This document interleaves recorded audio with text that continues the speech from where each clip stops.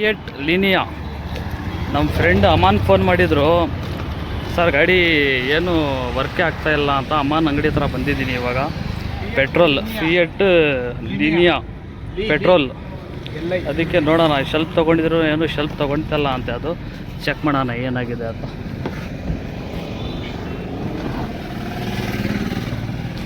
ಬ್ಯಾಟ್ರಿನೂ ಹೊಸಾದೇ ಇರೋದು ಇದರಲ್ಲಿ.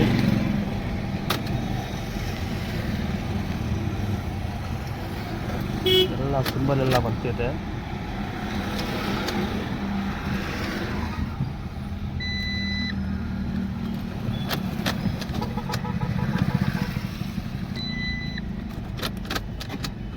ನೋಡಿ ಈ ಥರ ಆಗ್ತಿದೆ, ಟಕ್ ಟಕ್ ಅಂತ ಅವರೇ ಏನಾನ ಇಂಜಿನ್ ಹಿಡಿದ್ರೆ ಬರುತ್ತಲ್ಲ ಆ ಥರ ಬರ್ತಿದೆ. ಬಡೀರಿ ಶೆಲ್ಫ್ ನೋಡಿ, ಈ ಥರ ಸೌಂಡ್ ಬರ್ತಿದೆ. ಇಂಜಿನೇ ಜಾಮ್ ಆಗಿ ನೋಡಿ, ಬಿಟ್ಟು ಬಡೀರಿ. ಏನು ಇಂಜಿನೇ ತಿರುಗ್ತಾ ಇಲ್ಲ ಇದು. ನೋಡೋಣ ಏನು ಇಂಜಿನ್ ಸೀಸ್ ಆಗುತ್ತೆ. ಎಲ್ಲ ಆಯಲ್ ಎಲ್ಲ ಇದೆ, ಎಲ್ಲ ಒಂದು ಸತಿ ಚೆಕ್ ಮಾಡ್ಕೊಳ್ಳೋಣ. ಇಂಜಿನಾಗ ಆಯಲೂ ಇದೆ ನೋಡಿ,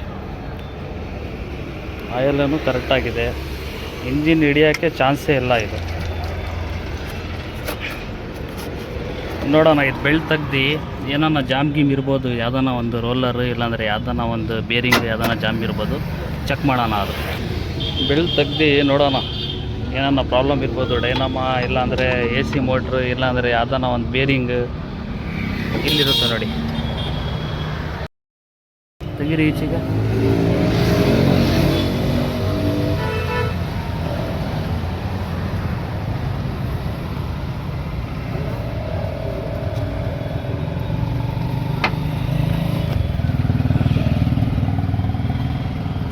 ನೋಡಿ ಬೆಲ್ಟ್ ಎಲ್ಲ ಈಚೆಗೆ ತಗೊಂಡಿದ್ದೀವಿ.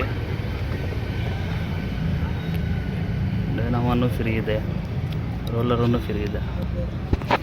AC ಮೋಟ್ರ್ ಬಿರೋ, AC ಮೋಟ್ರ್ ಜಾಮ್ ಆಗಿದೆ. ಇದು ಫುಲ್ ಸ್ಟ್ರಕ್ ಆಗಿದೆ AC ಮೋಟ್ರ್. ಹೋಗಿ ಒಂದ್ಸತಿ ಸ್ಟಾರ್ಟ್ ಮಾಡಿ ಗಾಡಿ.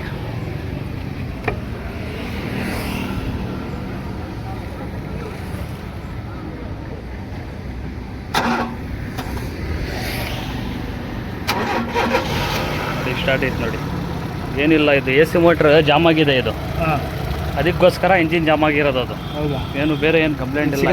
ಆ ಥರ ನೋಡ್ಬೇಕದು. ಬೇರಿಂಗ್ ಸ್ಟಾರ್ಟ್ ಆಯಿತು ಗಾಡಿ, ಏನು ಕಂಪ್ಲೇಂಟ್ ಇಲ್ಲ. ಅದು ಕ್ಲೀನಾಗಿ ಒಂದು ಸತಿ ಚೆಕ್ ಮಾಡಿದರೆ ನೋಡಿ, ಬೇರೆ ಕಡೆ ಏನೋ ಹೋಗಿದ್ದಿದ್ರೆ ಇಂಜಿನೇ ಬಿಸ್ತಿತ್ತು. ಇದು ಎಲ್ಲ ಇವಾಗ ಕರೆಕ್ಟಾಗಿದೆ.